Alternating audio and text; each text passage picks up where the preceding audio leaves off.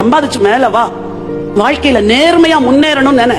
அந்த நேர்மையா முன்னேறி நீ மேல வருவ பாரு, அப்போ நீ நல்லா வாழலாம். நீ விரும்புகிற வாகனம் வாங்கலாம், நீ விரும்புகிற வீடு வாங்கலாம், நீ விரும்புகிற காரை வாங்கலாம். Work hard.